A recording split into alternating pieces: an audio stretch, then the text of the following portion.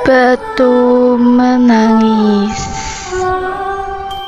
Pada zaman dahulu kala, hiduplah seorang ibu dengan anak perempuan yang bernama Darmi.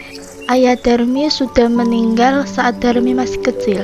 Dahulu, mereka hidup berkecukupan, namun setelah ayahnya meninggal, ibu Darmi harus bekerja keras di ladang demi hidup mereka. Karena setiap hari bekerja di ladang, kulit ibu Darmi jadi kian gelap, berat tubuhnya juga menyusut. Semua dilakukannya demi Darmi, putri satu-satunya. Namun apa yang dilakukan Darmi? Dia tidak mau membantu ibunya. Kerjanya setiap hari hanya berdandan, dia juga enggak keluar rumah karena takut kulitnya gelap seperti ibunya. Suatu hari, ibu Darmi hendak bekerja di ladang. Dia akan bekerja sampai sore. Bab musim panen sudah tiba. Ibu Darmi berkata pada Darmi, "Darmi, bisakah kamu memasak hari ini, nak? Ibu tidak bisa pulang siang ini karena harus menyelesaikan panen kita. Jika sudah selesai masak, maukah kamu mengantarkannya di ladang untuk ibu?" Darmi yang sedang memakai bedak terkejut. Tidak mau, Bu. Kalau aku masak, nanti bajuku bau tungku. Aku kan habis mandi. Lalu kalau aku mengantar makanan di ladang, kulitku jadi hitam. Aku kan habis luluran. Ibu Darmi hanya menggeleng-gelengkan kepala sedih. Di ladang, Ibu Darmi bekerja keras. Dia mengumpulkan hasil panen besok. Dia akan menjualnya di pasar. Dia tidak memperdulikan perutnya yang sedang lapar. Saat lelah, dia beristirahat, lalu dia berdoa. "Ya Tuhan, tolong kami, ubahlah anakku.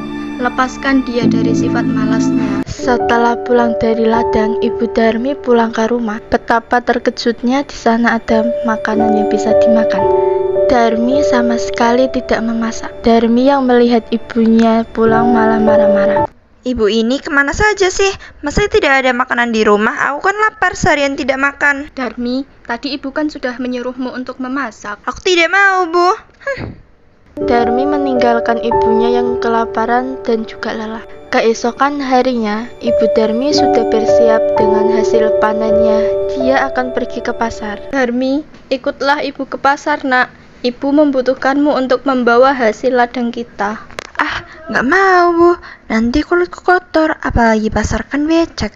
Aduh, aku nggak bisa membayangkan. Akhirnya ibunya pergi ke pasar sendiri dengan membawa hasil ladang itu. Sorenya Ibu Darmi membawa uang hasil panen. Tidak terlalu banyak, hanya cukup untuk membeli benih dan makan beberapa hari. Darmi yang melihat ibunya sedang menghitung uang segera mendekati ibunya. Bu, bedaku habis. Tolong belikan dong, Bu. "Ya, besok ibu belikan. Tapi kamu harus ikut supaya ibu tidak salah beli." Akhirnya, Darmi dengan terpaksa ikut ibunya pergi ke pasar, tapi Darmi berbisik kepada ibunya. Bu, nanti kita jalannya jangan berdampingan ya, Bu. Ibu di belakangku saja. "Kenapa, Darmi?" Pokoknya ibu di belakangku saja. Darmi sebenarnya malu berjalan bersama ibunya yang berkulit gelap dan wajah yang tak terawat. Tiba-tiba di tengah jalan ada seorang teman Darmi yang menghampiri. Hai Darmi, kamu mau kemana? Aku mau ke pasar. Darmi yang tak ingin Dia bukan temannya ibu. tahu jika Dia dia membantuku. punya ibu yang kotor dan jelek, segera menjawab. Tak pasti saat ibu Darmi mendengarnya, namun hanya ditahan dalam hati. Mereka melanjutkan perjalanan. Sampailah Darmi dan ibunya di pintu pasar. Darmi bertemu temannya yang lain.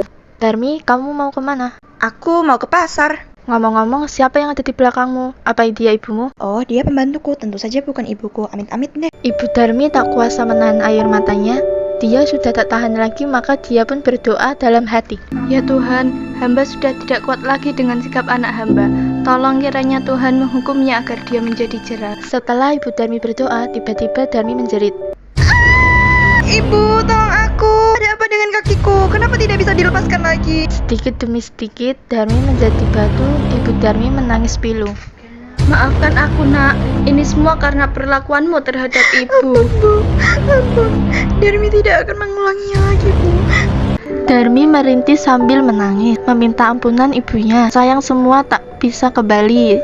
Darmi tetap menjadi batu. Dia harus menanggung hukuman karena telah durhaka terhadap ibunya yang sudah merawat dan menjaganya hingga dia besar. Batu akhirnya dipinggirkan orang-orang dan disandarkan di tebing hingga sekarang batu itu ada di Kalimantan Barat dan dinamakan Batu Menangis.